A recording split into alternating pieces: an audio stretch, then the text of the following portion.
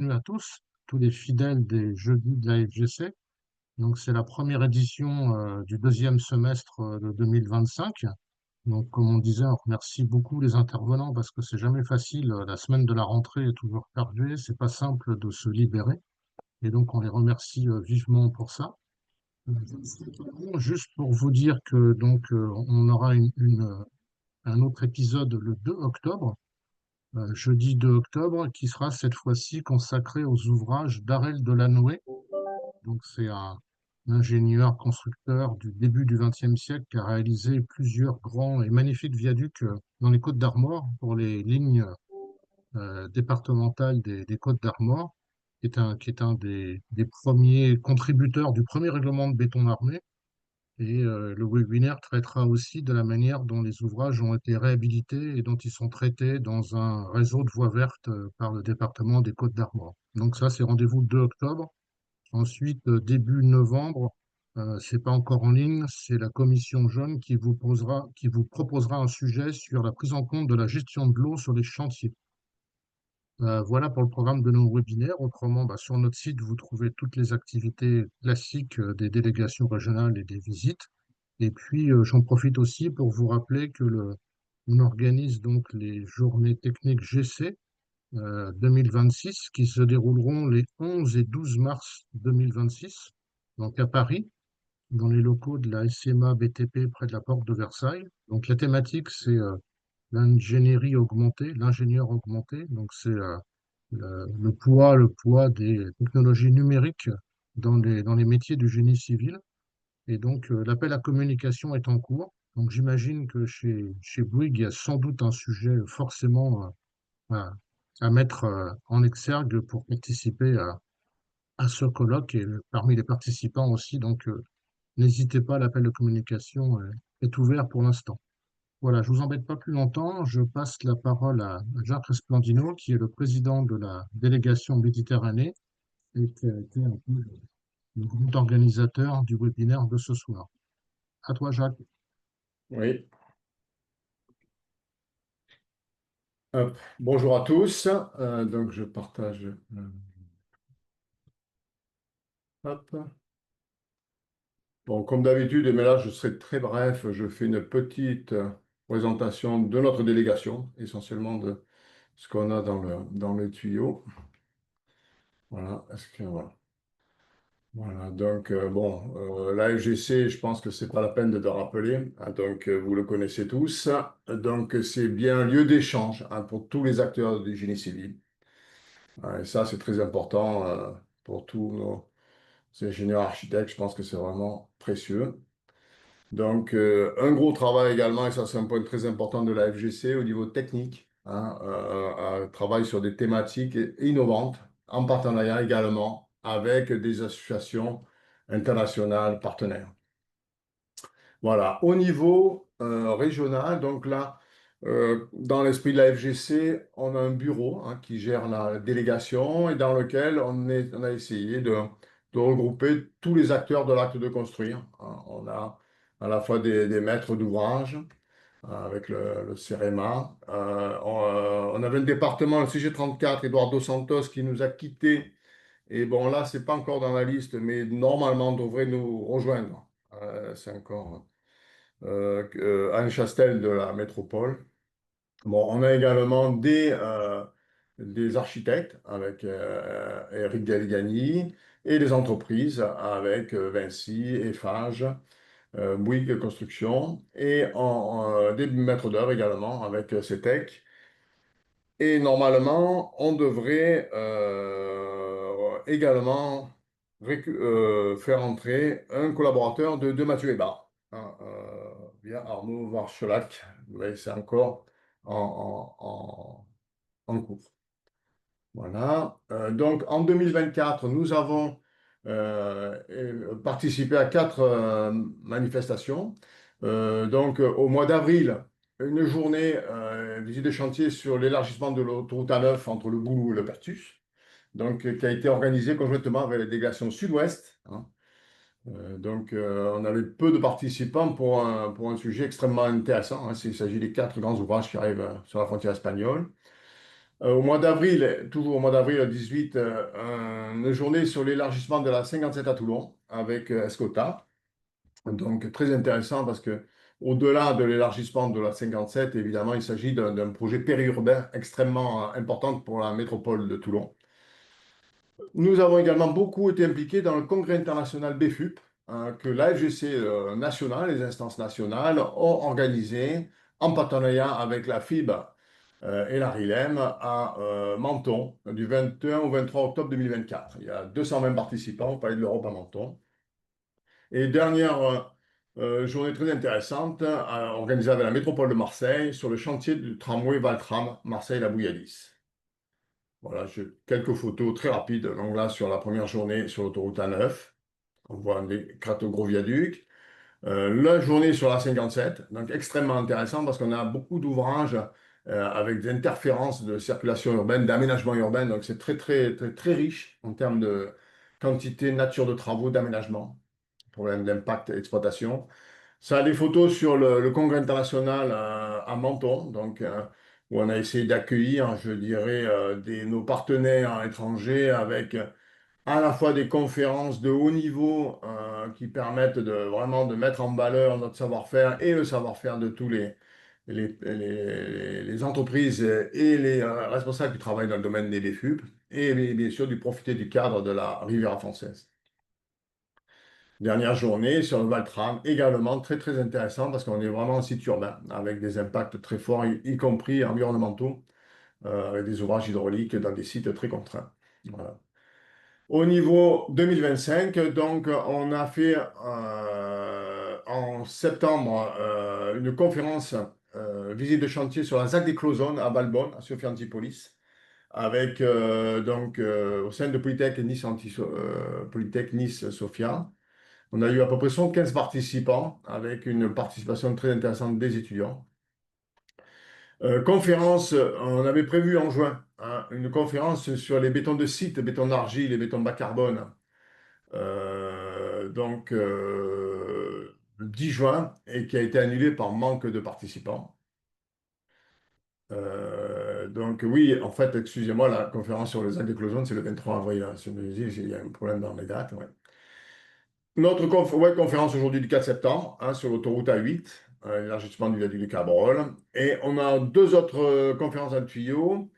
À Calais, en octobre ou novembre, une conférence visite sur la déconstruction des ouvrages de l'A7 au nord de Marseille, là également avec un très très gros impact sur l'exploitation en site périurbain. Et une journée bien presque à béton pour les ouvrages durables et décarbonés qu'on devrait mettre en novembre ou décembre. Voilà. Bon, je vous rappelle bien sûr l'adresse du site où vous pouvez tous valablement vous adhérer, hein, que ce soit individuel ou au collectif. Hein. Donc, on a revu, affiné des tarifs pour que, je dirais, ce soit vraiment très, très intéressant et très riche. Voilà. Et donc, je laisse la parole maintenant à Louis Montini qui va nous présenter le programme de notre webconférence de ce jour. Je vais être très rapide parce que c'est surtout derrière où ça va intervenir sur les présentations. Donc, on a d'abord l'équipe de maîtrise d'œuvre représentée par M. Menuel qui va présenter la conception du projet de cet ouvrage à la fois de renforcement et d'élargissement sur Cabrol. Et ensuite, on a les équipes on a Perceval Modiano et Lucas Ferbos au côté Bouygues Construction VSL France qui vont présenter l'organisation qu'il y a eu et l'organisation pour réaliser le chantier et la présentation technique du chantier avec un film de mémoire, un petit film sur la fin. Voilà. Et après, un instant d'échange et la fin de la conférence. Voilà, donc, on va laisser la main à M. Menuel pour présenter les éléments de conception. Merci. Voilà, merci. Ok. Vous m'entendez bien? Oui. Bon. Oui, c'est bon. Ça va, j'ai réglé mes problèmes de micro. Et du coup...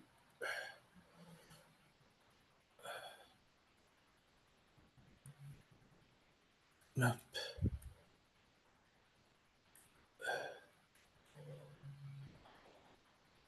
Est-ce que vous voyez mon... Attendez, j'ai un petit souci.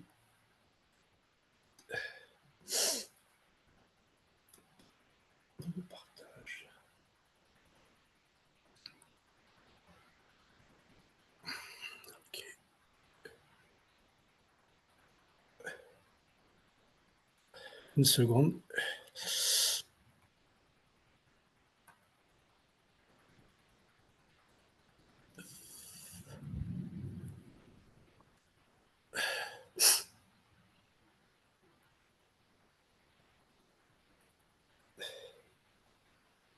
Est-ce que vous voyez bien mon écran?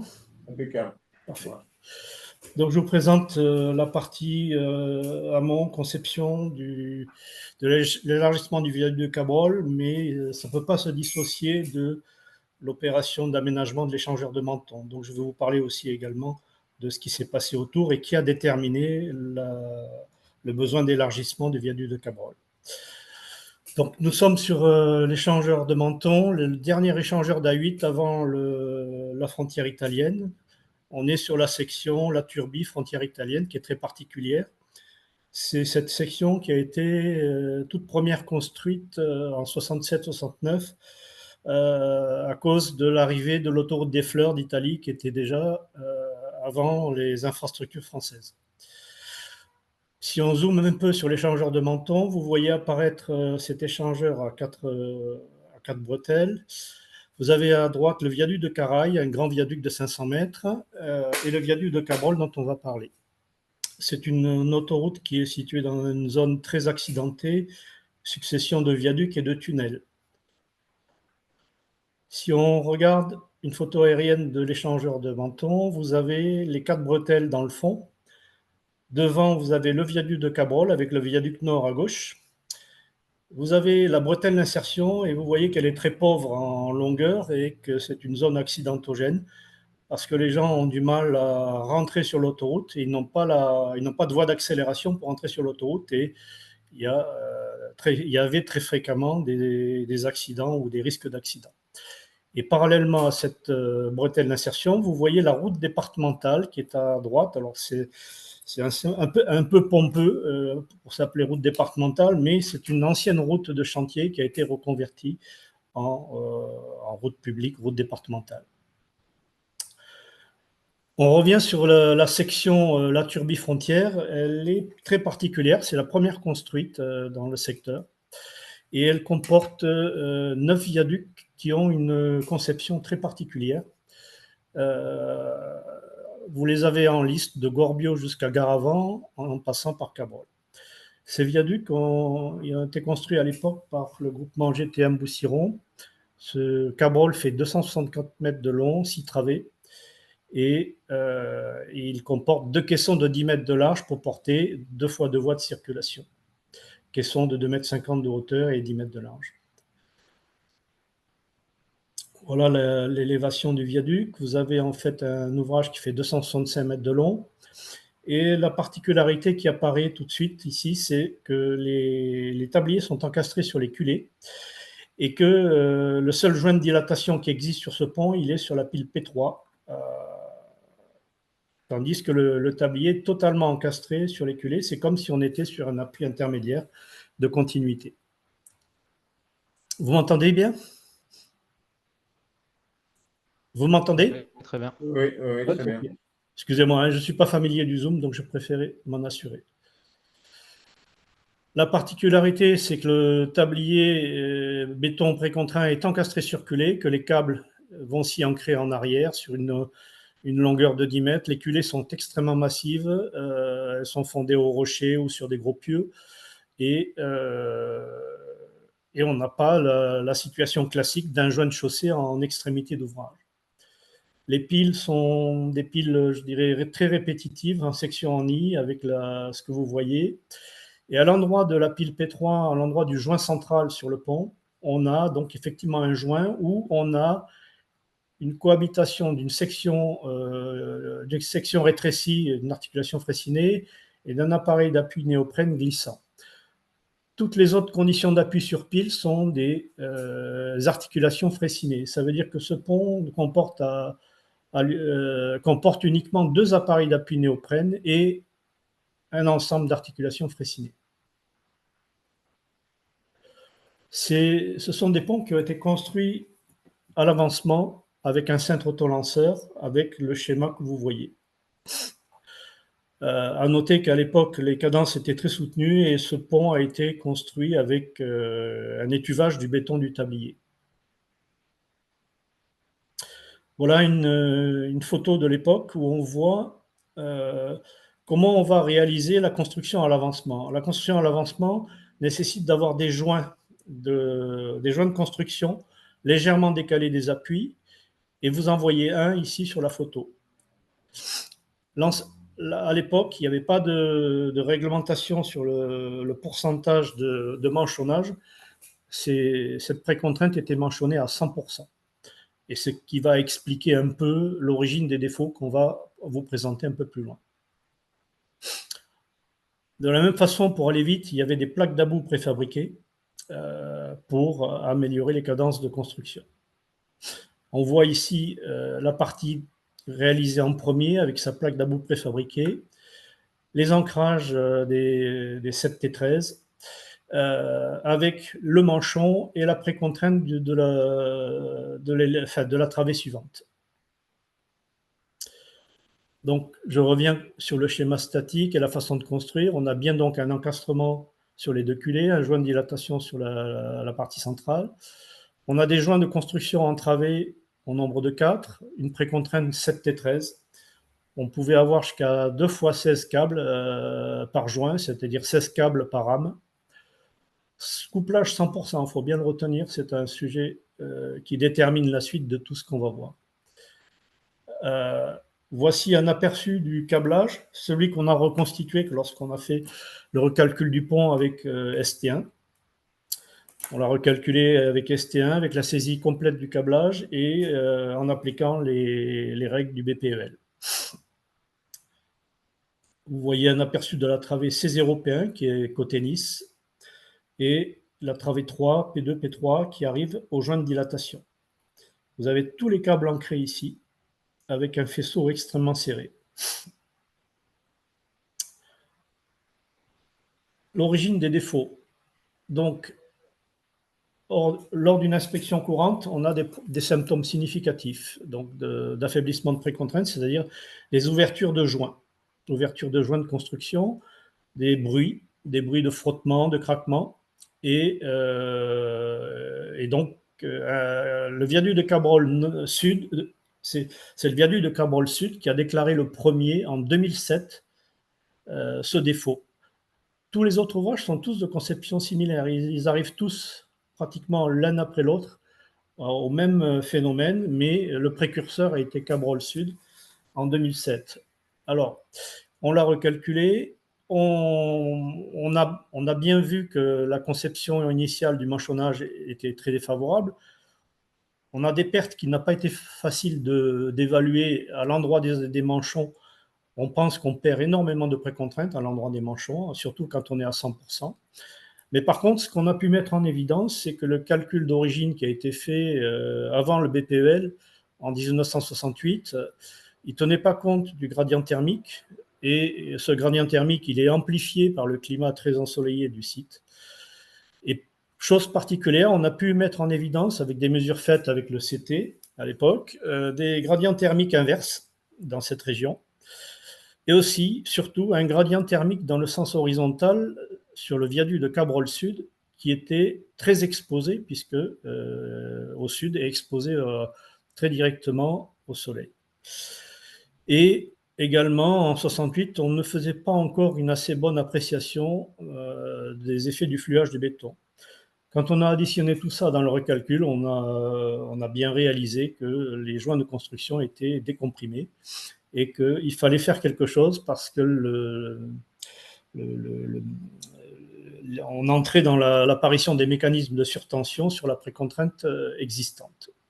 Donc, je vous ai parlé du viaduc de Cabrol Sud en 2007, qui était le précurseur. On est arrivé à la même conclusion sur le viaduc de Cabrol, beaucoup plus tard. Mais le viaduc de Cabrol était aussi, je dirais, faisait partie d'un investissement prévu par Escota, un engagement dans le contrat de plan pour une mise à niveau de la bretelle d'insertion. Et quand on a établi pour Escota un dossier de demande de principe, On a agrégé à la fois le traitement, on va dire, de réaménagement d'échangeurs sur la bretelle d'insertion et aussi l'incidence que ça pouvait avoir sur le viaduc. Et par la même occasion, le traitement de la bretelle d'insertion affecte la route départementale. On s'est donc retrouvé sur une opération un peu multiple où on a un réaménagement de bretelles, un déplacement de route départementale et un élargissement de viaduc. On a obtenu à la suite du DDP une décision ministérielle en date de mai 2016 avec tout un tas de recommandations. Respect de l'ICTAL pour la bretelle d'insertion, marquage CE pour les dispositifs de retenue. Pour l'ouvrage d'art, marquage CE pour les dispositifs de retenue. On a des dispositifs de retenue qui sont originaux, qui datent de 68 et qui n'étaient pas si costauds que ça. On nous a demandé d'appliquer la classe 1 du BPEL pour déterminer la précontrainte de renforcement du tablier existant. Au moment de faire le dossier de demande de principe, on avait regardé deux solutions pour traiter le sujet. Soit un élargissement du viaduc de par l'allongement de la bretelle d'insertion, soit la création d'une bretelle séparée par tablier séparé. Cette solution-là n'a pas pu être mise en exergue parce qu'à l'arrivée de l'autre côté, du côté Nice, on avait un profil en travers totalement insuffisant pour contenir l'arrivée d'un nouveau tablier. Donc, c'est la solution de l'élargissement du traitement de la bretelle et de l'élargissement du viaduc qui s'est imposé. Je vais passer rapidement sur la partie routière parce que c'est elle qui explique la suite. Voici l'état initial topographique de la bretelle, très courte ici, sans voie d'accélération, de la route départementale et du viaduc qui est là. On a donc étudié un réaménagement de l'échangeur qui a consisté à redonner à la bretelle d'insertion toute sa valeur réglementaire. Et de cette façon-là, on a été obligé de déplacer la route départementale vers le nord. Donc, on a prévu des travaux préparatoires pour commencer à dépouiller le talus qui borde la route départementale. Ensuite, on a préparé, je dirais, une paroi clouée parce qu'on a reculé pratiquement de 9 mètres ici. Pendant ce temps-là, la route départementale est à double sens en circulation alternée. Il fallait de la place pour pouvoir faire les travaux. Ensuite, quand le mur de paroi clouée a été opérationnel, on a repoussé la RD en circulation alternée contre le mur. On a repoussé la bretelle de manière provisoire pour s'approprier la surface initiale de la bretelle pour la retraiter. Alors cette bretelle elle a dû être considérablement remaniée. Tout y est passé, le profil en long, le profil en travers et les dévers. Le profil en long parce qu'il était incompatible avec des bonnes conditions de visibilité, on va dire en bosse, en profil en long. Le profil en travers était totalement, je dirais, hors norme et il ne comportait aucune surlargeur de visibilité en virage. Et les dévers étaient également hors norme. Donc tout a été très difficilement remanié pour arriver à un projet où on a, dans un premier temps, remis en circulation la RD déplacée vers le nord, remis en circulation provisoire la bretelle parce que le temps des travaux de la routier était beaucoup plus rapide que le temps des travaux du viaduc qui est là. Vous voyez la partie en jaune, c'est la partie d'élargissement. Et quand on a fini tous les travaux, voilà comment se présente l'aménagement final. La route départementale qui a été déplacée de 9 à 10 mètres par endroit, avec une très grande paroi clouée pour contenir un talus très, très penté. La nouvelle bretelle avec une surlargeur pratiquement au double de sa largeur d'origine pour assurer la visibilité dans un profil en long montant. Et ensuite, une injection sur la troisième voie créée sur le viaduc en élargissement. Pour schématiser, voilà ce qu'on avait à l'origine. En jaune, vous avez les emprises de bretelles et de la route départementale avec le talus qui est ici. En vert, c'est la position finale. Ça vous explique le décalage qu'on a dû opérer sur la route départementale, qui elle-même n'était pas tout à fait réglementaire. Elle a été élargie au passage. Et la bretelle qui a été pratiquement doublée en largeur pour contenir les surlargeurs de visibilité.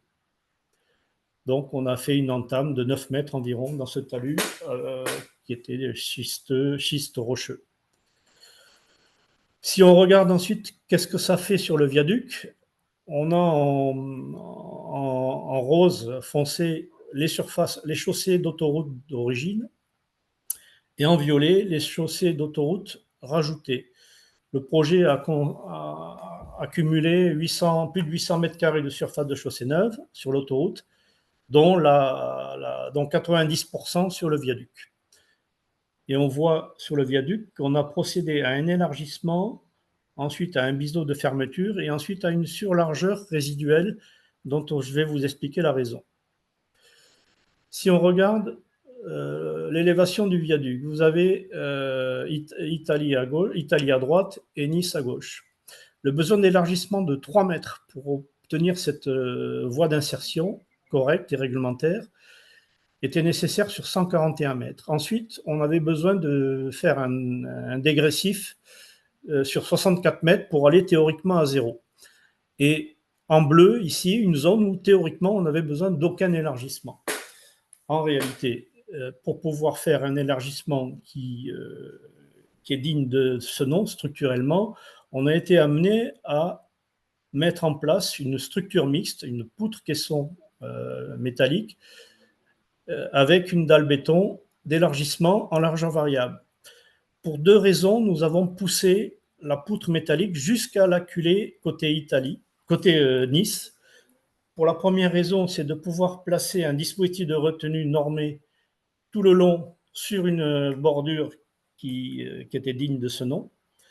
Et pour une autre raison, c'est que la structure du tablier ne devait pas se différencier, je dirais, de la structure du pont existant, et c'est pour cette raison qu'on a poussé la structure du tablier d'élargissement de la même manière que l'allongement du tablier existant.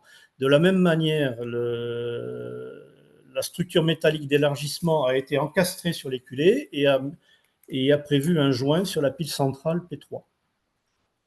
Et donc, on a laissé filer un élargissement résiduel de 1,25 m ici, même en dehors de la zone où il n'était pas nécessaire pour pouvoir atteindre la culée et s'encastrer dessus. Et donc, on a, à la fin du compte, par rapport à la structure de chaussée nécessaire, 2 voies BAU, BDD, une surlargeur artificielle qui est zébrée, mais qui était nécessaire pour les 2 raisons que je vous ai expliquées, poursuite des dispositifs de retenue et rôle structurel.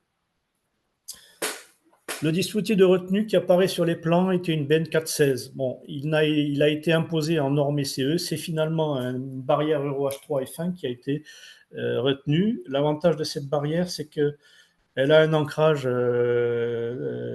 type BN4. Elle a beaucoup moins d'efforts à appliquer. Et elle ne nécessite pas de modifier la longrine telle que prévue pour la BN 416 qui était dans le projet d'origine. L'autre avantage, c'est qu'on a un raccordement en fin d'ouvrage sur barrière béton profil LBA direct, sans surlongueur, contrairement à d'autres dispositifs de retenue. Et ça, c'était un avantage considérable parce qu'on n'avait pas la possibilité de faire des choses très compliquées en sortie d'ouvrage à cause de la bretelle d'insertion, d'une part, et à cause d'une sortie très proche de murs de soutènement côté Nice. Alors, comment se traite ce pont? Ce pont, on l'a traité de 2 manières. Il y a un renforcement par précontrainte additionnelle, comme je vous l'ai expliqué, par sa faiblesse d'origine, et il y a un élargissement. On considère les 2 thèmes séparément, mais en réalité, ils sont coordonnés. Par contre, on a procédé au renforcement du pont existant en premier, avant de lui raccrocher l'élargissement. C'est pour des raisons, je dirais, qui se comprennent assez vite au niveau du fonctionnement structurel. Quelques données sur le renforcement par précontrainte additionnelle. 4 câbles de 27 T15, extensibles à 2 câbles supplémentaires. On a une précontrainte totalement rectiligne, sans déviateur en long. On a par contre 10 déviateurs en plan parce qu'on est sur un tracé clotoïde, courbure forte côté Nice, courbure faible côté Italie. On a donc, de par l'existence du joint central, on a 2 blocs d'ancrage sur la QDC0, 30 clous de 50, 12 clous de 32. Sur la pile P3, côté ouest, à l'ouest du joint, 2 blocs d'ancrage avec 13 clous de 50 et 52 clous de 32. On retrouve la même logique de l'autre côté à l'est, 4 câbles de 27 encore, extensibles à 2 câbles. 4 déviateurs en plan, parce que le tracé est là beaucoup moins courbé. Et de la même façon, 2 blocs d'ancrage P3 Est et 2 blocs d'ancrage sur la QDC6. La puissance de précontrainte est de l'ordre de 2000 tonnes. Elle est extensible à 3000 tonnes. Alors l'extensibilité nous a été demandée par la décision ministérielle et par le CEREMA, parce que ces ponts-là pouvaient avoir encore des pertes supplémentaires dans le temps. Ça a été constaté avec des pertes de câbles complètes, des pertes de câbles existence complètes sur le viaduc de Sainte-Agnès, qui est voisin. Et à l'époque, une conclusion nous avait été imposée, c'est de prévoir une réserve pour installer 2 câbles supplémentaires. Ce qui veut dire que tous les blocs d'ancrage sont dimensionnés pour accueillir, sans clouage supplémentaire, pour accueillir 3 paires de câbles. Le dimensionnement de la précontrainte avec les 2 paires de câbles s'est fait en classe 1, comme demandé. On a considéré, par sécurité, qu'à l'endroit du joint de construction, qui est un point de moment nul, on a considéré qu'on perdait totalement la précontrainte existante. Donc, le franchissement des joints de construction est assuré en classe 1 par la précontrainte additionnelle. Les principes de clouage sont relativement simples. C'est 2 tonnes de clouage pour 1 tonne de précontrainte rectiligne. On assure un contact béton-béton par repiquage soigné ou hydrodémolition. Le clouage ultime, effectivement, le clouage est en scénario ultime à 6 câbles, c'est-à-dire que demain, s'il faut installer les 2 paires de câbles supplémentaires, il n'y aura que les 2 paires de câbles supplémentaires à installer et rien d'autre. Tout sera déjà prêt, les blocs d'ancrage, les déviateurs. Les déviateurs sont prévus pour la poussée due à 3 câbles. Le principe de câblage était extrêmement simple. On l'a conçu parfaitement rectiligne, totalement parallèle à la ligne de centre de gravité. Les deux paires de câbles sont les 2 paires de câbles supérieures et la réserve de la 3e paire de câbles est en partie inférieure. Le principe d'ancrage de cette précontrainte est très simple. C'est des blocs prismatiques de béton armé flanqués contre les âmes avec des clouages pour associer ces ancrages au reste de la section. Ces blocs d'ancrage ont été faits en autoplaçant. On n'a pas eu besoin de perforer le ourdi pour l'approvisionnement du béton. On aurait d'ailleurs eu beaucoup de mal à cause de la circulation. Donc on a réussi avec un béton autoplaçant, en alimentant par le haut et avec des guillotines, à faire un remplissage tout à fait correct de ces blocs d'ancrage. La chance qu'on avait, c'est qu'on avait un profil en long, en pente assez significative. Et cette pente a aidé évidemment aussi pour confiner le béton autoplaçant jusqu'au dernier point du point haut de son coffrage. On a quelques renforts carbone qui sont appliqués au plancher, au plafond pour des compléments de renfort pour introduction des efforts de précontrainte additionnelle sur la section de caisson existante. Si on regarde le schéma de câblage de plus près, on a les 2 paires de câbles rectilignes. On voit apparaître par derrière le câblage existant, on voit apparaître les blocs d'ancrage. vous voyez une mosaïque d'ancrage de clous différents, 50 et 30. Et c'est lié au fait on doit passer au travers de ces faisceaux de câbles existants, et ça n'a pas été une mince affaire. Pourquoi on a mis des clous de 32? Pour justement passer plus facilement entre le faisceau de câbles qui est ici. Par exemple, toute cette partie-là, c'est du 32. À l'endroit où on a moins de contraintes, on a des clous de 50. En vue en plan, ça donne ceci. Vous avez sur la travée C0P1 qui est très courbée. On est dans la partie clotoïde la plus courbée. On a jusqu'à 4 déviateurs par travée. En travée P3, P4, après le joint, on n'en a plus que 2. Et quand on arrive à la travée 6, on n'a plus qu'un seul déviateur. Ces déviateurs ont été conçus de manière standard. Ils permettent tous une déviation de 1 degré environ, et de manière à ce qu'on n'ait pas à concevoir des déviateurs tous différents les uns des autres. Et donc, on a joué ensuite sur leur espacement. Le déviateur, ce sont des pièces métalliques avec les tuyaux et les collerettes. Au plafond, on a un béton de très bonne qualité. On a prévu des chevilles métalliques qui ont été adaptées en chevilles chimiques, je crois, à l'exécution. En bas, le ourdi inférieur s'est révélé être très mince et avec un béton de très mauvaise qualité. À l'origine, il n'y avait pas prévu de le faire. Ils l'ont rajouté pour une raison que j'ignore, peut-être pour des facilités de construction. Mais ce béton de ourdi inférieur a été, je dirais, négligé, au sens qu'on pouvait avoir des épaisseurs de 15 cm par endroit, et avec une qualité de béton qui est très faible. Du coup, le système d'ancrage en partie basse a été vu avec un étalement large des charges, avec des plots béton, avec des aciers scellés un peu partout.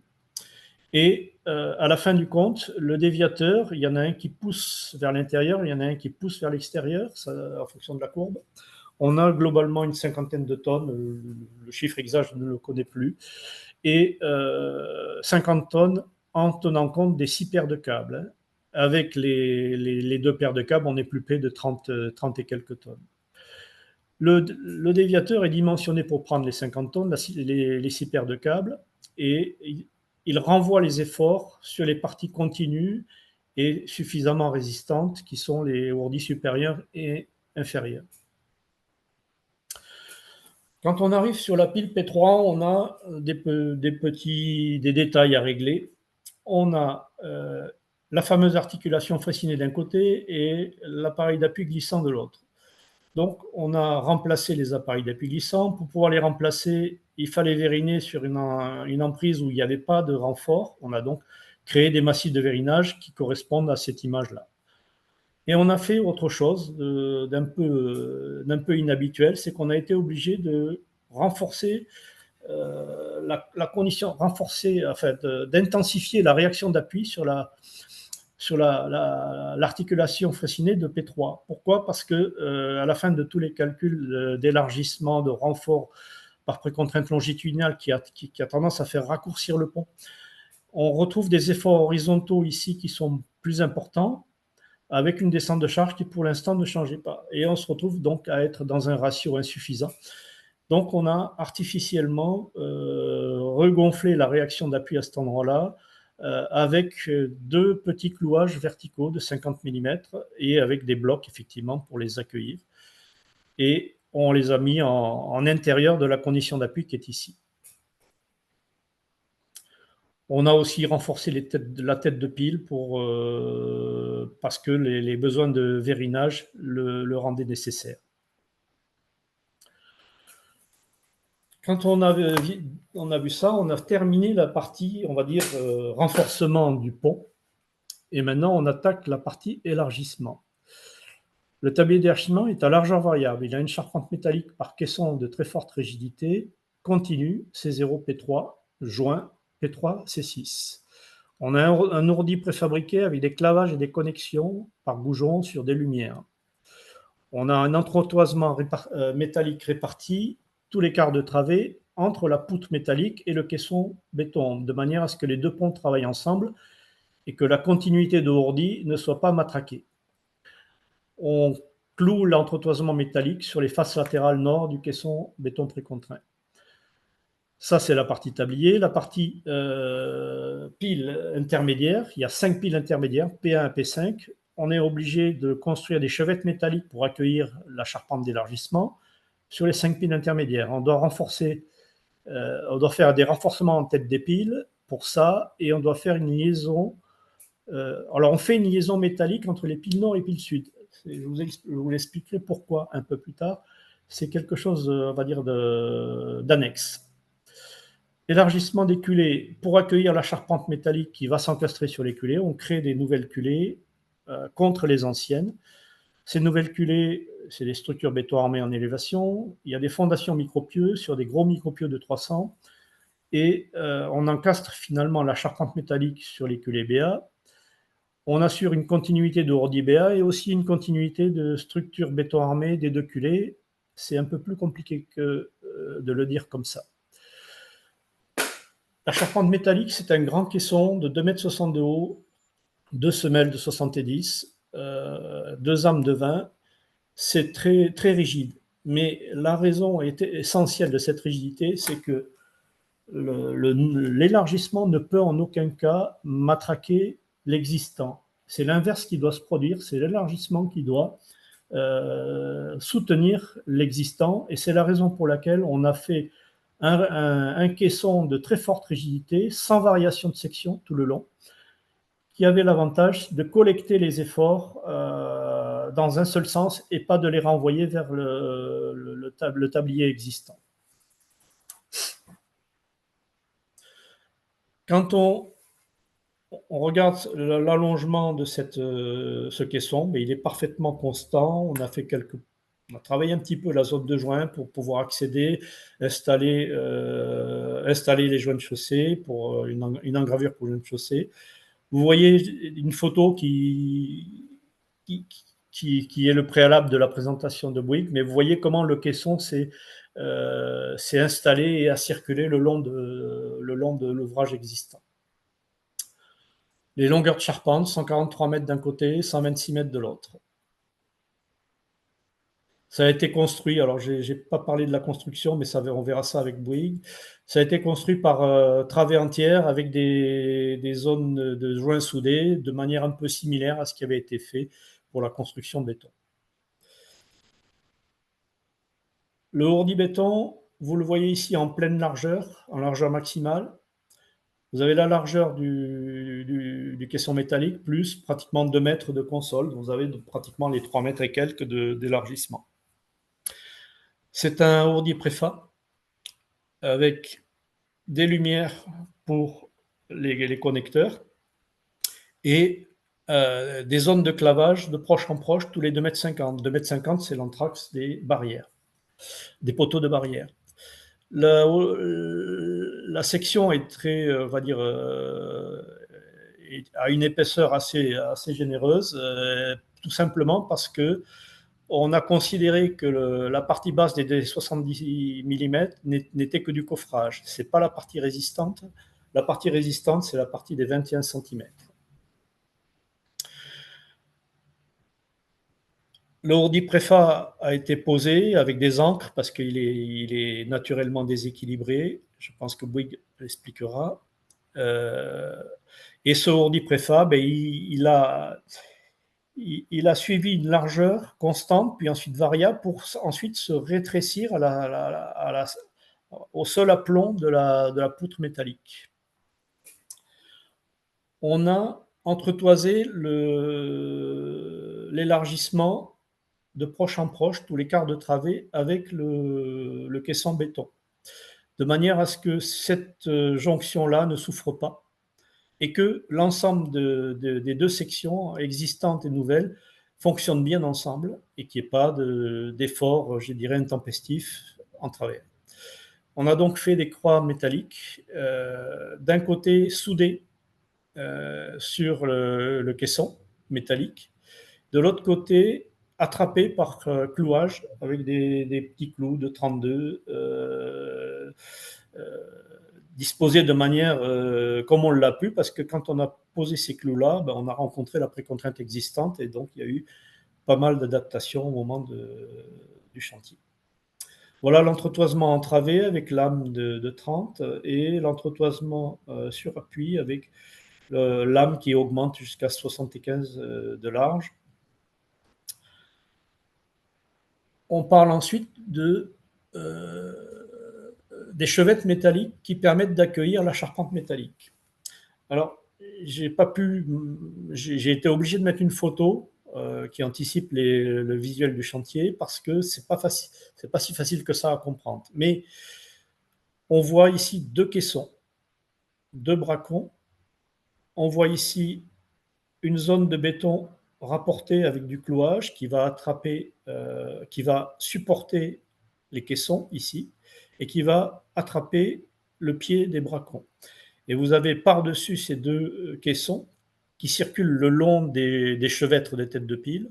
Vous avez ici un chevalet qui va être le point d'accueil final du grand caisson métallique de l'élargissement. Ces caissons transversaux, ils règnent depuis là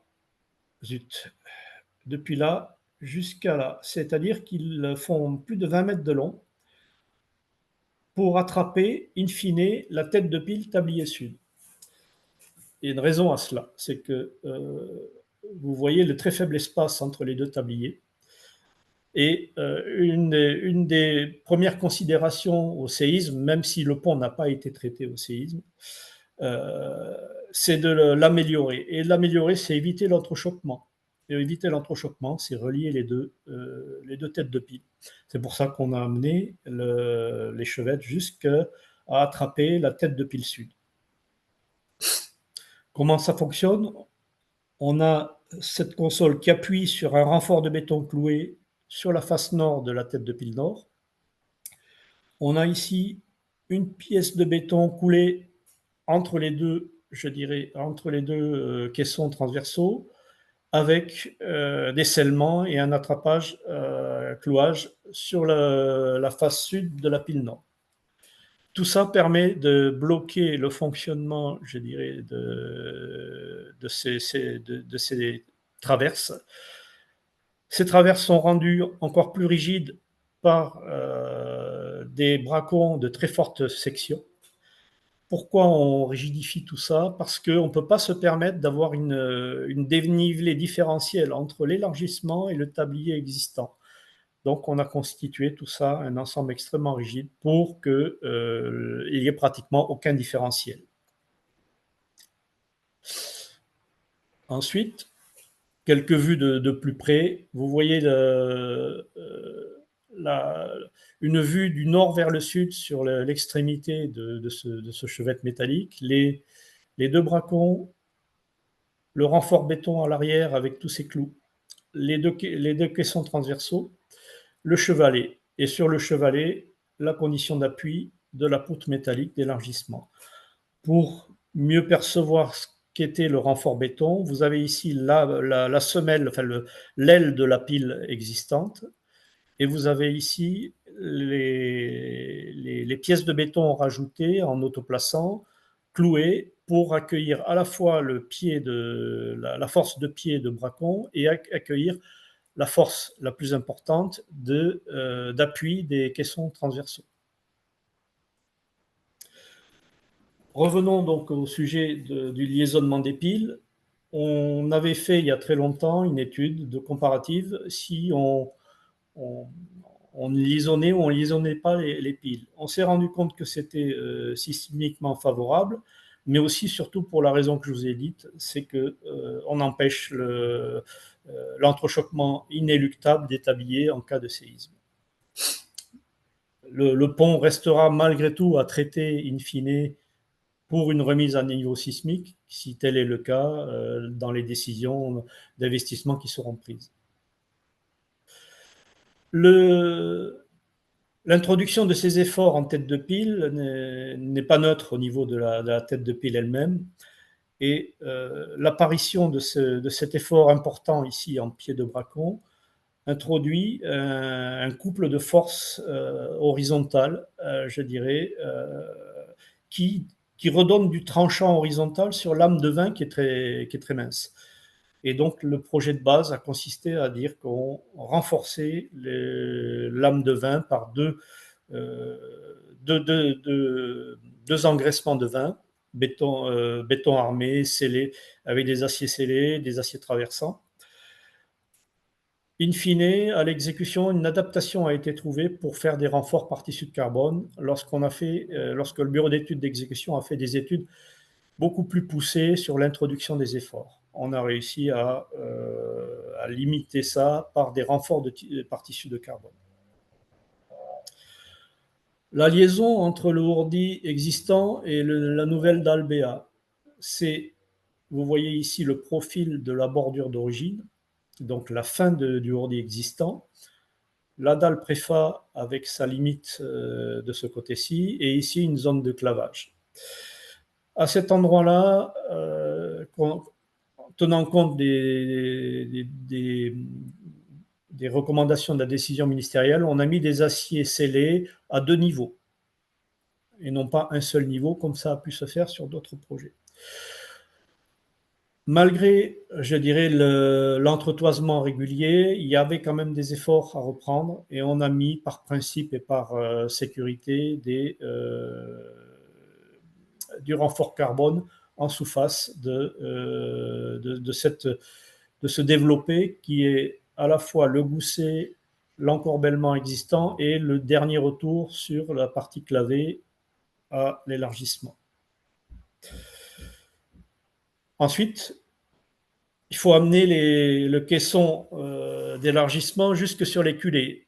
Et donc, on a construit des culées massives, comme le sont les culées d'origine. Un voile avant, un voile arrière, 2 voiles longitudinaux par derrière, et ici, une succession de semelles pour encastrer le tout sur des micropieux de 300 mm. Comme il fallait que la structure nouvelle soit fonctionnellement la même que la structure d'origine, encastrement circulé. Encastrement circulé, on l'a conçu à l'origine avec des très grosses barres de 75 et des barres de 50. Les adaptations ont été faites à l'exécution et on a finalement rabattu tous les diamètres à 50 mm. Et donc, on a une très forte tôle d'extrémité qui est totalement soudée sur le caisson, des raidisseurs un peu partout pour arriver à encastrer la section sur le béton de la culée. Et au passage, on avait mis ici une zone de clavage de l'ordre de 300 mm pour faire face à des incertitudes de longueur, des défauts ou des aléas. Encore un petit peu plus sur cette culée. Donc, on voit le mur transversal avant, le mur transversal arrière, les 2 voiles longitudinaux qui reprennent toute la flexion d'encastrement. La succession de tous les, micropieux. Alors, il s'est trouvé qu'au milieu de ces 2 murs transversaux avant et arrière, il y avait un désulat résistant qu'il a fallu respecter. Donc, il était là. On a fait le clavage des 2 sections anciennes et nouvelles au niveau du tablier de la même façon que sur le tablier courant, mais on a aussi clavé de manière très importante les 2 murs transversaux sur la culée d'origine. Par contre, on y a apporté une attention très particulière. Ces clavages ne pouvaient pas se faire tant qu'on n'avait pas mobilisé l'achèvement du tablier d'élargissement et la mobilisation de toutes ces charges. Il n'était pas question qu'une partie des charges parte d'une culée vers l'autre en charge permanente. Et donc, on a attendu le tout dernier moment pour faire ces 2 clavages ici. On arrive pratiquement à la fin. On a eu des contraintes environnementales, principalement le martinet pâle et quelques chiroptères. Le martinet pâle avait l'habitude de venir nicher dans le caisson du tablier et il rentrait par les trous de coffrage ou les trous résiduels du ordi inférieur. On a trouvé 3 nids tout le long de cet ouvrage de 300 mètres. Et selon les recommandations du cabinet Naturalia, qui travaille pour Escota, on a mis des boîtes par-dessus ces nids, de manière à ce que les oiseaux puissent continuer à venir nicher, tout en étant, je dirais, en étant isolés du chantier qui est évidemment constitué par tout le cheminement intérieur, la mise en place des câbles, etc. Et donc, il a été prouvé que les nids ont été, je dirais, n'ont pas été abandonnés. Et j'arrive au bout de ma présentation. J'ai essayé de faire aussi vite que je pouvais avec 40 slides. Et puis maintenant, la parole est à Bouygues. Merci. Alors, il faudrait que je récupère le partage. Voilà. Merci. On va essayer de faire court parce qu'il nous reste plus beaucoup de temps. Donc pour introduire, on va présenter cette opération à deux avec Lucas qui était sur site et moi qui m'occupe du développement pour la France. Si on passe les slides pour présenter rapidement le groupement, un zoom technique et on passera le film pendant les questions-réponses.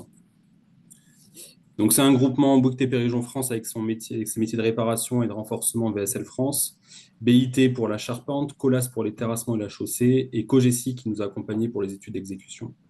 Donc voilà le groupement. Je vais laisser la parole à Lucas. On va essayer de faire court. Ouais, bonjour à tous. Je vais pas redévelopper la raison de cet élargissement. Je pense que Frédéric l'a bien détaillé. Mais pour reprendre en 2 mots, donc on a un viaduc qui est sur la 8, hein, l'autoroute qui fait la liaison entre Nice et l'Italie. On est sur un viaduc existant 2 fois 2 voies avec l'échangeur de Menton. Comme expliqué précédemment, on a une bretelle qui est beaucoup trop courte. Donc, l'objet du projet, c'est de venir élargir cet ouvrage pour améliorer le confort des usagers de l'autoroute. Voilà. Donc, pour reprendre un petit peu les propos de Frédéric et compléter, c'est surtout sur la partie travaux. Il faut bien comprendre que le chantier de Caprol, donc, il était hors norme, on va dire, d'un point de vue technique, mais on avait énormément de contraintes liées au site. Donc là, on le voit, c'est une zone qui est relativement enclavée. On avait énormément de dévers. L'ouvrage se situe au milieu d'une vallée. On a énormément de riverains sous l'ouvrage. Donc, on avait l'impossibilité de venir travailler en pied d'ouvrage, ne serait-ce que pour caler une grue, monter un échafaudage ou ne serait-ce que faire une zone de stockage. On travaillait uniquement depuis l'ouvrage. Donc, en complément, l'autoroute restait ouverte. On n'a jamais eu de fermeture complète d'autoroute. Au maximum, on avait des basculements de nuit. Donc, on fermait les 2 voies sur lesquelles on travaillait. Et même pendant ces travaux-là, on avait des plages horaires assez restreintes, généralement 22h, 5h. Et il fallait respecter toutes sortes de contraintes autres, telles que le bruit, la poussière, etc. Enfin, on a parlé du déplacement de l'RD22, mais du coup, il y avait également un phasage entre la partie RD22 et la partie renforcement et élargissement du viaduc. Pour la partie environnementale, je vais pas revenir dessus. Je pense que Frédéric Paris a bien détaillé. Sans reprendre toute la conception de l'ouvrage, je vais juste faire un petit zoom rapide là, sur la partie élargissement. Donc, on est venu élargir l'ouvrage côté nord, donc la partie côté nord qui se trouve à gauche de cette coupe. On a un caisson existant précontraint qu'on est venu renforcer par précontrainte additionnelle. On a un caisson métallique posé par BIT qui vient supporter entre guillemets l'élargissement. On verra plus tard comment. On a cette liaison avec entretoises qui sont clouées, puis un élargissement du ourdi avec des dalles préfabriquées qu'on est venu claver, donc tout ça de nuit. Sur la partie précontrainte, on avait une longueur d'ouvrage qui est là 286 mètres, c'est avec les culées, donc en précontrainte c'était un peu moins. On avait 4 câbles en 25 T15, on a réussi à optimiser. De mémoire au marché, c'était du 27.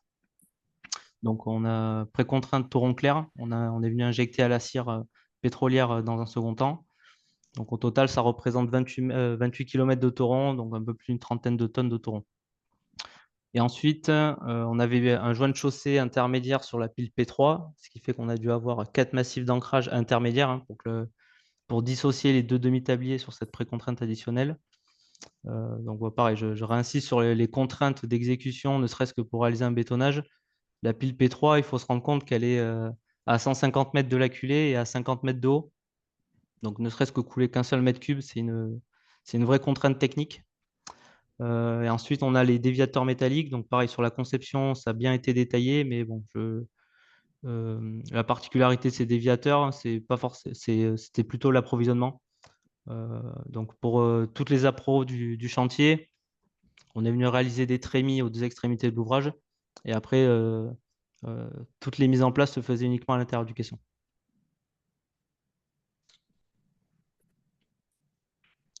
Voilà, donc pour cette précontrainte, on était sur un procédé, pour un procédé VSL.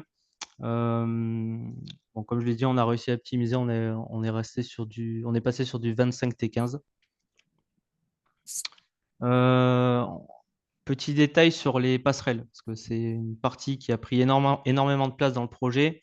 Donc, comme je l'ai dit, l'autoroute est en circulation et en bas, on n'a pas le droit de travailler. Donc, on est venu installer des plateformes en tête de pile. Donc, je ne vais pas trop détailler là-dessus, on va en faire un zoom un peu plus tard. Donc, sur la partie élargissement. Donc, ce qui était important sur ce projet, c'est de venir jalonner, entre guillemets, toutes les phases de travaux. Parce que, comme l'a dit Frédéric, l'objectif, c'était de ne pas impacter l'ouvrage existant. Donc, en fait, il y a un phasage qui a été détaillé déjà en phase de conception et après retravaillé avec le bureau d'études sur la phase d'exécution. Donc, il y avait un phasage qui était extrêmement strict, qu'on a dû respecter tout le long du chantier. Mais pour le synthétiser au maximum, dans un premier temps, on a dû faire des travaux préparatoires en tête de pile. Dans le second temps, on a BIT qui est intervenu pour la mise en place de ce qu'on appelle des consoles. Donc, c'est cette partie transversale métallique qui vient donner un porte-à-faux à l'ouvrage pour venir réceptionner le caisson. En parallèle, on est venu élargir les culées creuses. BIT est réintervenu pour poser le caisson longitudinal. Et enfin, on a pu faire l'élargissement final du tablier. Donc, sur la première phase, donc, forcément pour ça, il fallait que les passerelles en tête de pile soient installées. Donc, pour ça, pareil, il y avait quelques travaux préparatoires. Une fois que ces plateformes étaient en place, on est venu travailler en tête de pile. Donc, pour ça, on est venu faire du renfort carbone en lieu et place des engraissements qui étaient prévus au marché. Donc là, on le devine ici, là, sur la photo droite, le chevêtre est complètement ceinturé avec du carbone en tissu. Et en dessous, on voit le massif en béton armé qui a été cloué sur l'aile de la pile existante. Donc ça, c'est tous les petits travaux qui ont été nécessaires pour poser la console par BIT. Donc les consoles qu'on voit là, ces consoles, on en a une dizaine au total, donc 2 par pile, de part et d'autre. Donc ça, même principe que pour les passerelles, on va le voir un peu plus tard, mais toutes ces phases-là, ça se fait sous basculement autoroutier. Donc là, on vient fermer les deux voies du sens dans lequel on travaille. Et avec un palonnier, BIT est venu positionner les consoles. Ils sont venus les stabiliser en provisoire et après, on est revenu pour les liaisonner à l'existant. Donc, il y a un massif entre les deux consoles, il y a des goujons qui étaient en attente. On est venu réaliser un massif en béton armé qui, lui, a également été cloué sur la pile. À l'arrière, on a également eu des clouages sur les chevêtres de la pile sud, puis une liaison sur les massifs qui étaient conteneurs. Donc voilà, il y a la phase de mise en place qui, elle, est un peu réalisée en opération coup de poing, entre guillemets. Puis derrière, il y a tout un travail qui se fait 2 jours avec des équipes en parallèle pour fixer tout ça sur l'existant. Donc, comme je l'ai dit tout à l'heure, en parallèle, on avait des travaux sur l'élargissement des culées creuses. Donc, c'était des voiles assez imposants. Enfin, ça ne représente pas des volumes de béton énormes, mais bon, on a quand même des voiles qui font 1,10 m d'épaisseur au maximum. Et je pense que la photo de gauche est assez parlante. Au-dessus, on a l'ouvrage avec l'autoroute qui est circulée. Derrière la pompe, on a un bout de la RD22 et devant là où est pris la photo, il y a également cette route départementale. Donc, on est vraiment enfermé entre 3 axes de circulation.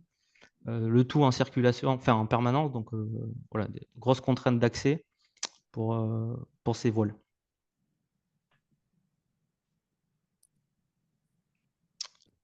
Ensuite, on a eu la pose du caisson. Donc sur la pose du caisson, c'est la même philosophie.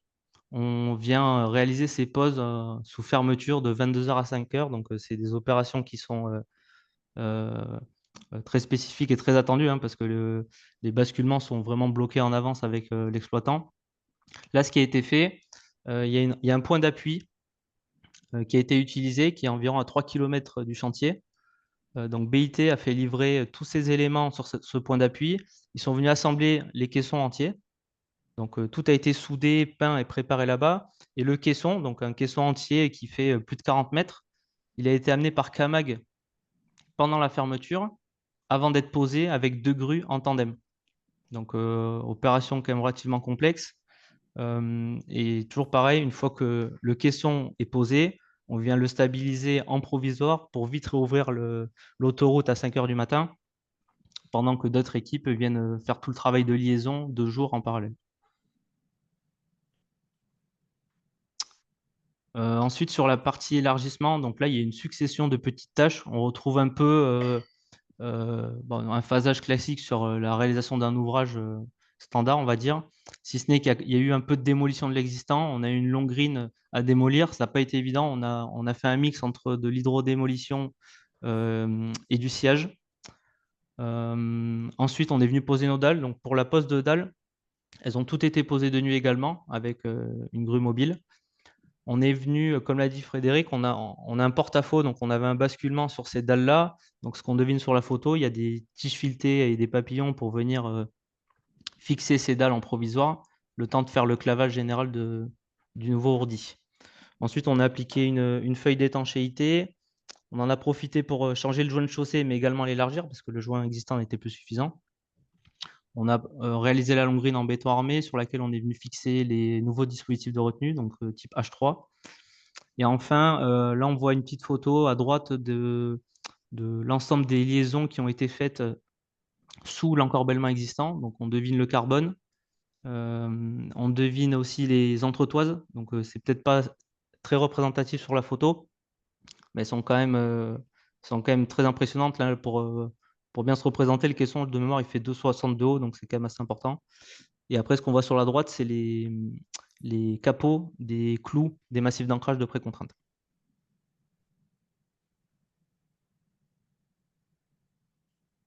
On va refaire une un technique petit... sur les passerelles. Ouais, juste un petit point sur les passerelles. Comme je l'ai dit tout à l'heure, c'était vraiment une partie un peu, enfin, vraiment très spécifique sur le projet. Donc, ces passerelles, elles sont en 2 éléments. On vient les positionner de part et d'autre des piles, et après, on a uniquement des petits planchers pour venir les zoner. Mais sur une nuit, était nécessaire pour poser une passerelle. Donc, il fallait 2 nuits pour équiper les piles de manière complète. Par contre, une fois en place, on avait quand même une zone de travail qui était relativement confortable sur 2 niveaux. On devine l'escalier là qui est au niveau de la pile sud à droite.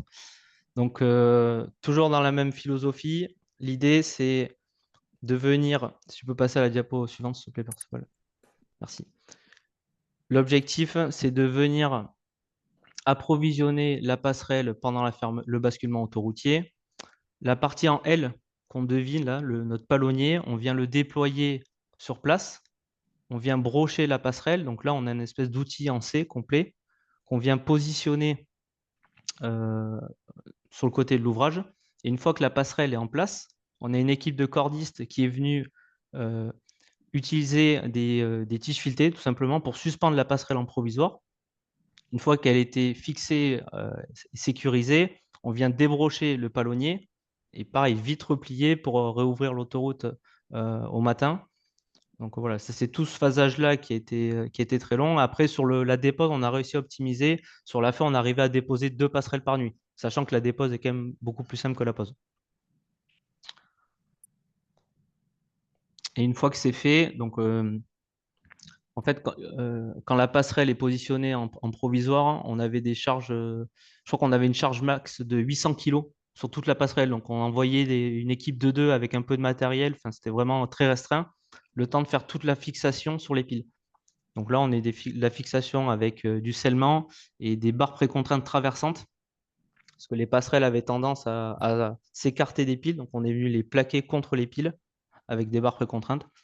Voilà, donc il y a tout ce travail qui a été fait pareil 2 jours pour augmenter la capacité des passerelles. À la fin, par endroit, on montait jusqu'à une charge d'exploitation de 400 kg par mètre carré et 250 sur certaines zones un peu plus restreintes.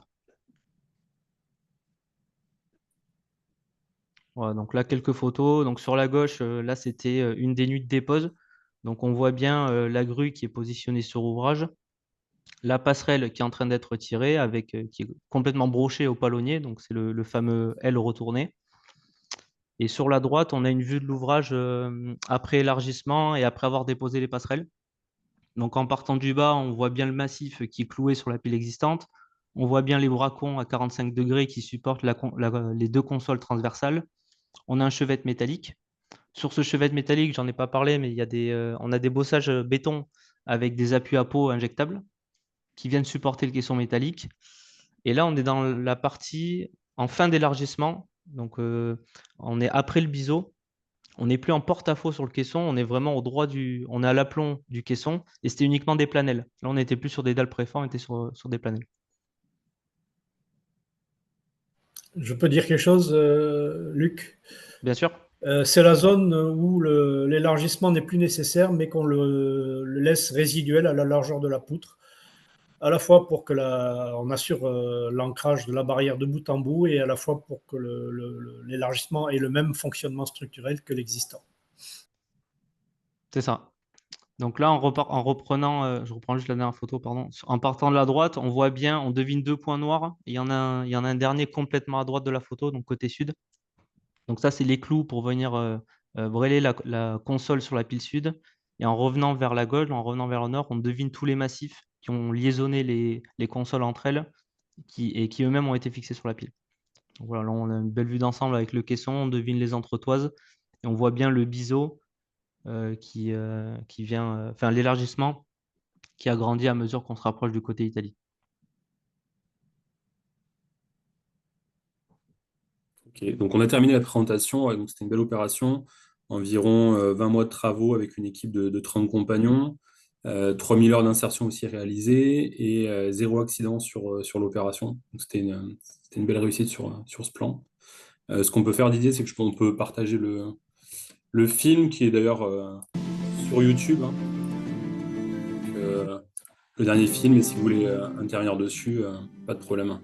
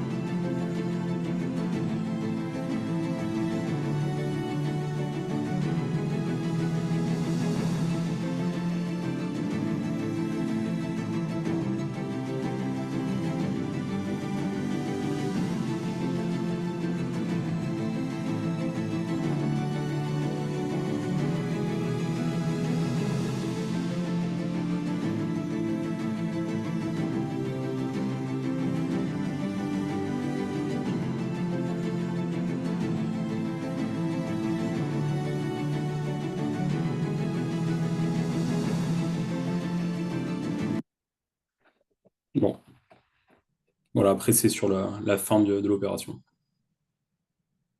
Bon, c'était une opération impressionnante et spectaculaire et assez insolite par rapport à ce qu'on voit habituellement dans les opérations de génie civil. Alors, il y a une question de Christophe Boileau qui demande, parce que je crois que ça n'a pas été dit, quel est le montant de l'opération? C'est 14 millions pour le groupement et 9 millions pour VSL. Donc, il avait aussi une question sur le choix de la précontrainte par Philippe Clair. Donc, Alors, j'ai partiellement ah, répondu. voilà, il a répondu sur le fil du webinaire. Vous avez tous la réponse. Depuis 2007, on a appliqué cette technique de torrent clair et d'injection cire. Ça se présente assez bien. On a des câbles droits, on n'a pas beaucoup de difficultés à l'injection. On peut être à la limite, quand on atteint la limite à 250 mètres de long, ce qui a été le cas sur les viaducs de Sainte-Agnès. Et on n'a pas besoin de surdiamètre de gaine, d'une part. On est arrivé à la conclusion que c'est pas moins cher, c'est pas plus cher, et que en plus, lorsqu'on a du torrent gainé graissé bloqué au coulis, on est astreint à faire un phasage de mise en tension. Et ce phasage de mise en tension, il peut laisser apparaître des festonnages de gaines et de câbles tout à fait indésirables. Et là, avec du torrent clair injecté à la cire, on évite totalement cette situation. Donc, partant de là, on n'a jamais cherché à revenir sur le TGG. Jacques, tu avais d'autres questions en tête? Et il s'est endormi. Ouais. Non, Pardon. non, non, moi je Non. me posais une question, parce qu'effectivement, c'est à simplifier de mettre une précontrainte rectiligne. Et j'imagine que, Manuel, Frédéric, tu as dû voir l'impact si on cherche quand même à optimiser et onduler un peu la précontrainte logiciellement, est-ce que tu arrives à gagner, t'arrivais pas à gagner pas mal de précontraintes parce qu'il y a quand même des grosses unités là? Alors, 24. je vais te surprendre, hein. Depuis l'année 2000, on a fait le viaduc de Saint-André de Cubzac. Ouais. Il était en projet de base en précontrainte ondulée, avec une multiplication de déviateurs. Qui dit déviateur, bloc, ancrage, clouage, etc. Et aussi un tracé avec des pertes. On a ouvert l'appel d'offres à variante, c'était en 2000. Et puis est apparue une variante de câblage rectiligne avec effectivement plus de torrents, mais avec un prix cassé. Et quand on a vu ça pour la première fois en 2000 sur le viaduc de Saint-André de Cubzac, c'était quand même 1500 mètres de long avec, on a mis quand même 6 câbles de 31 T15. À l'époque, c'était VSL, donc les personnes, enfin l'entreprise qui est ici. On a abandonné l'idée de faire de la déviation verticale. Parce que quand on multiplie les blocs de déviation, ça coûte extrêmement cher. Les clous coûtent cher, le coffrage, le bétonnage des blocs, la préparation coûte cher. Du torrent en surplus, en linéaire, torrent nu, ça coûte pas cher. Donc, c'est paradoxal. On va mettre 30% de torrent en plus, mais on va s'affranchir de dépenses et d'ennuis de toute nature. Voilà.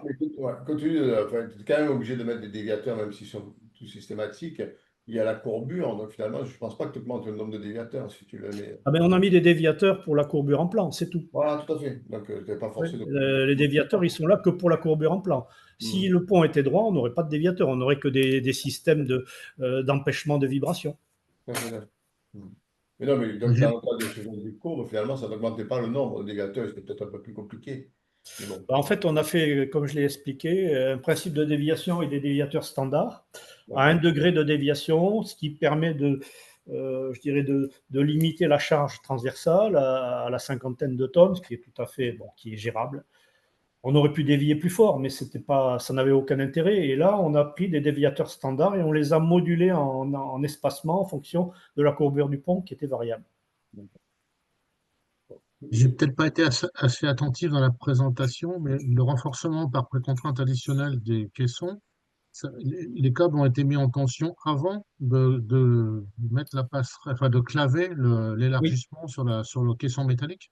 oui, je l'ai dit. En fait, l'opération comme l'a dit Lucas tout à l'heure, l'opération de renforcement du caisson existant a été faite très en amont, en même temps que les travaux routiers. Et en fait, on a commencé à chatouiller le pont que quand il a été renforcé. On l'a chatouillé avec les élargissements que quand il a été renforcé en précontrainte additionnelle totalement et terminé. Et on a même fait, à l'époque, ce n'était pas prévu, on en a discuté avec le CEREMA, on a fait une épreuve intermédiaire pour qualifier l'action du renforcement. Il y a Christophe Rollet qui félicite tout le monde pour la présentation et qui demande si vous avez quelques retours d'expérience intéressants maintenant que l'opération est complètement terminée, autant sur la conception que dans les phases de méthode. Alors, retour d'expérience, je pense qu'on peut avoir une réflexion commune avec l'entreprise là-dessus.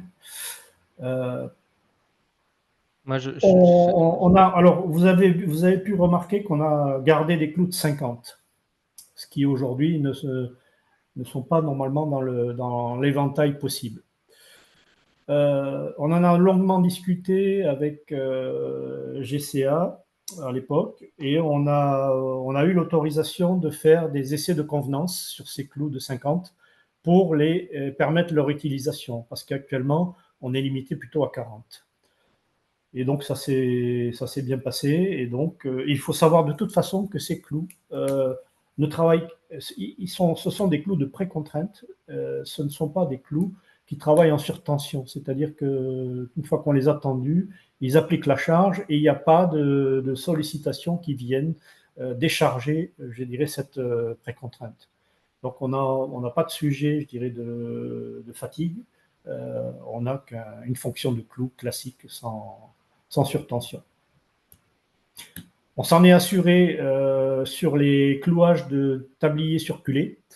On a instrumenté pendant 1 an, on arrive à la fin de ce cycle d'instrumentation, on a instrumenté pendant 1 an les clous qui sont les plus exposés pour vérifier qu'ils n'atteignaient pas de surtension, parce que c'est effectivement avec la flexion de l'ouvrage, c'est là qu'on aurait pu avoir quelque chose.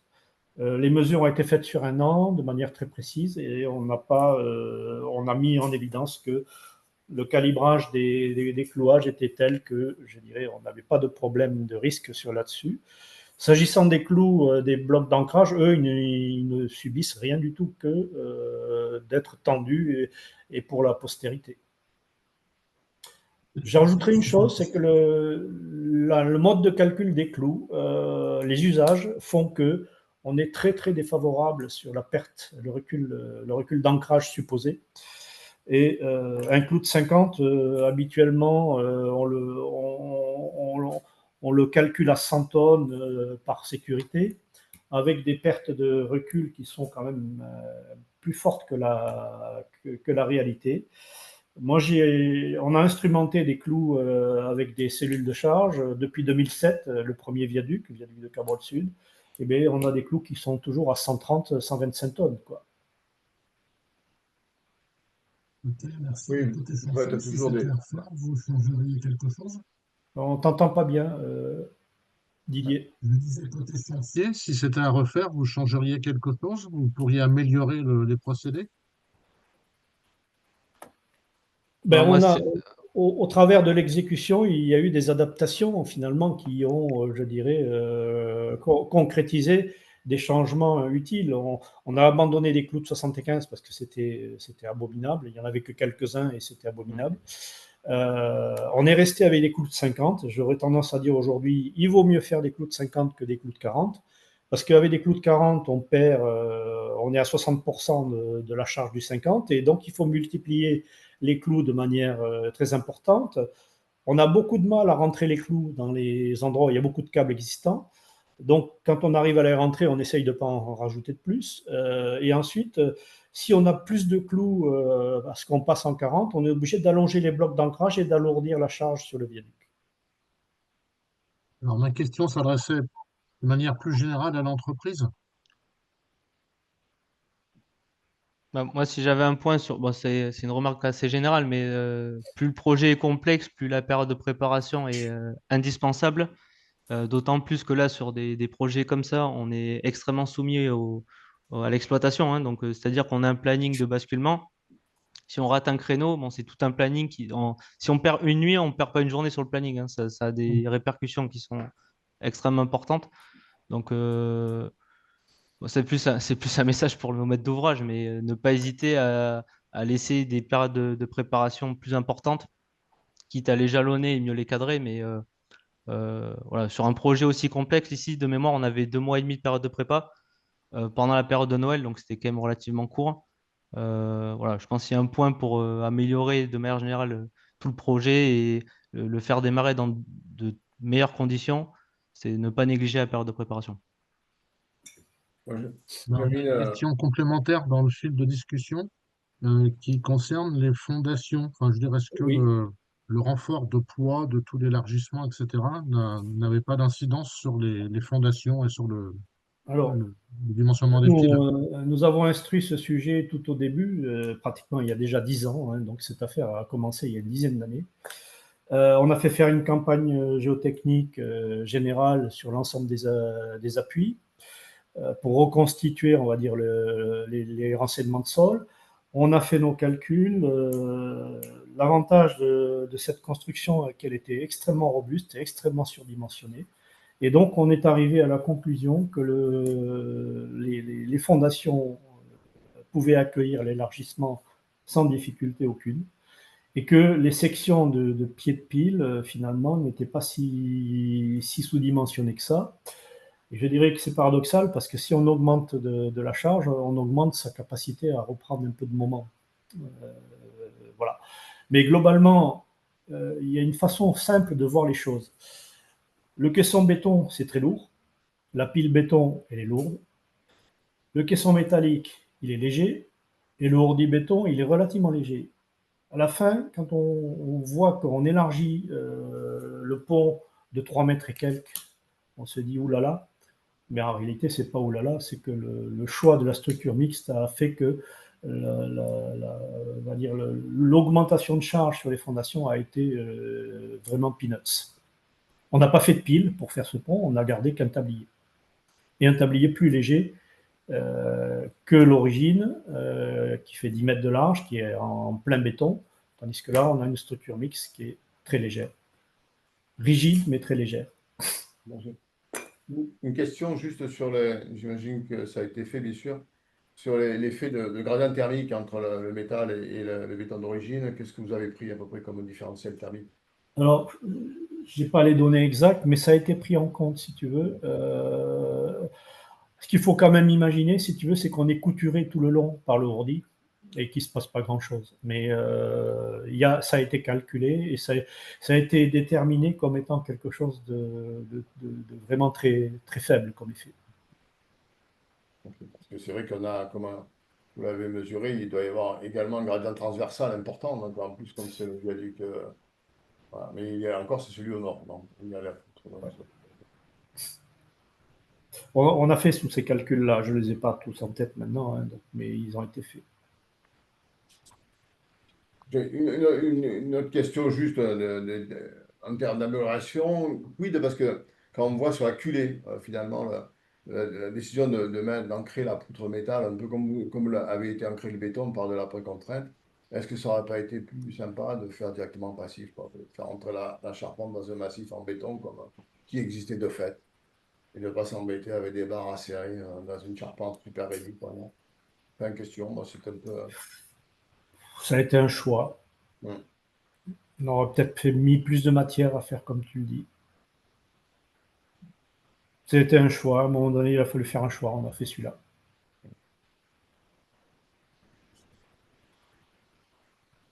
Ok. Ouais, le déplacement aussi, j'imagine, ça a été suivi. Déplacement de la pile du milieu, là, tu sais, lié à la précontrainte, j'imagine que vous avez suivi.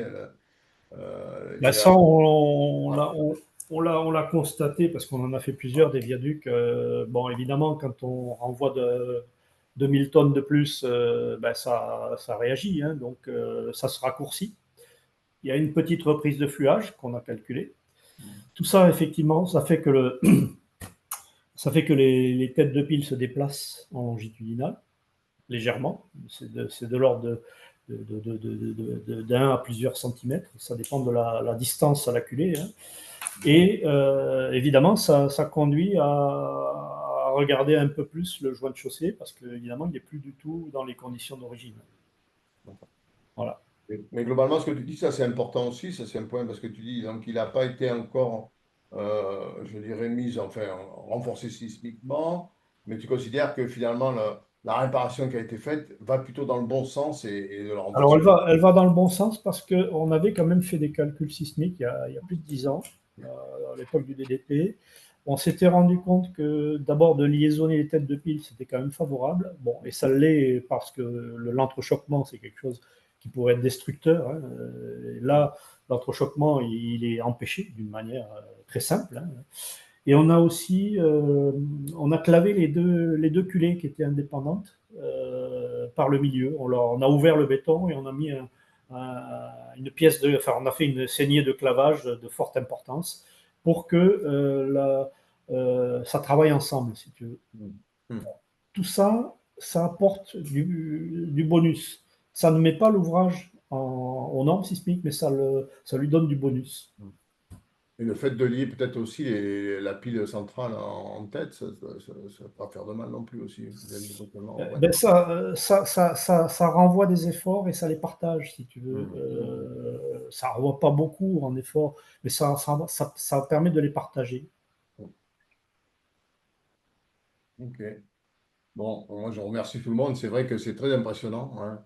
Bon, il y a plein d'autres questions qu'on peut poser, mais bon, ça, on n'arrêterait pas, c'est passionnant. Je vois une Notamment, dernière question sur les flèches. Ouais.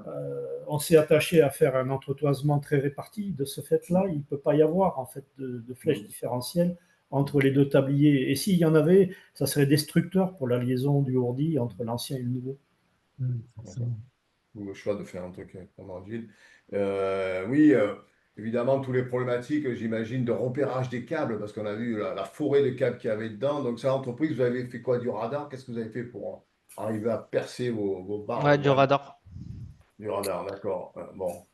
Et globalement, vous avez eu quelques câbles ou pas du tout? On a une casse, oui. Ouais. On a eu une casse de mémoire, c'était en tout début de projet. Donc voilà, il y a un câble qui était pas forcément côté où on a appliqué le radar, il était plus en profondeur, donc plus difficile à repérer. D'accord. Donc il y a un câble existant qui a été carotté.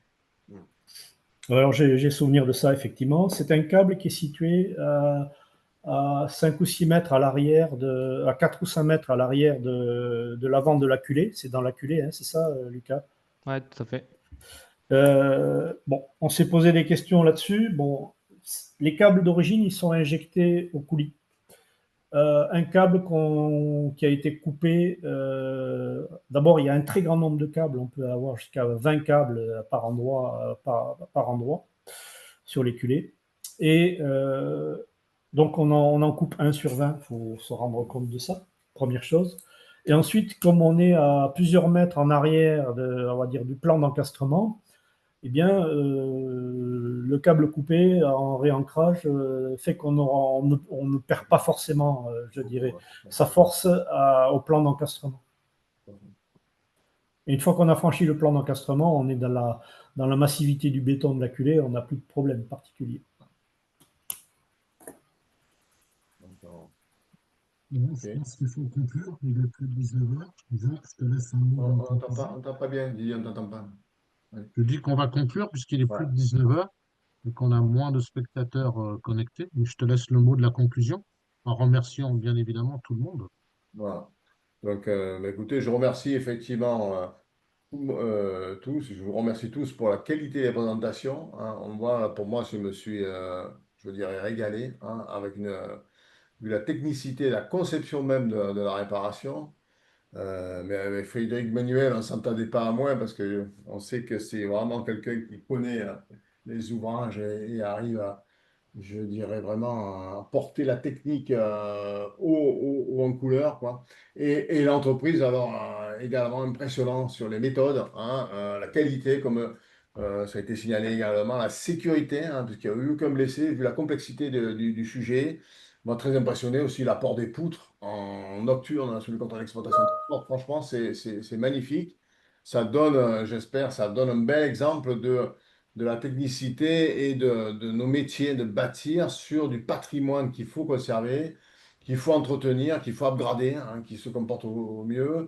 Et on voit là qu'il y a plein de sujets qui sont extrêmement excitants, je dirais, pour les jeunes, hein, pour nos compagnons, nos ingénieurs, pour arriver à avoir, je dirais, un patrimoine qui réponde aux besoins, hein, de nos jours. Donc, ça en est vraiment pour moi, dans le cœur, hein, du souci du développement durable, puisqu'on entretient le patrimoine et on développe tout ce qu'il faut, hein, pour faire un entretien optimal, hein, en essayant d'optimiser les coûts pour la durabilité, pour la durée de vie. On voit également, c'est un bon exemple, l'importance justement de l'entretien et de la gestion de patrimoine et de la conception des ouvrages qui permettent de faire des ouvrages, je dirais, upgradables et durables. Donc ça, c'est également un point important et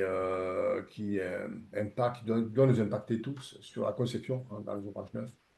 Il faut avoir le souci dans le temps, qu'est-ce qui va se passer, qu'on puisse venir vérifier. Et là, on voit qu'on a quand même des ouvrages, un ouvrage qui a été, je dirais, renforcé, élargi, et qui va encore durer de bonnes années. Et très utile pour les usagers auxquels je suis, parce que je l'emprunte régulièrement, cet ouvrage. Donc, j'ai suivi les contraintes d'exploitation en tant qu'usager. Et voilà. Donc, encore félicitations à tous et merci, hein, pour cette journée, pour cette conférence. Didier, je te laisse là. On t'entend pas là, ouais. Allez, merci à tous. Au revoir. Merci, au revoir. Merci, au revoir. Merci à tout le monde. Au revoir tout le monde.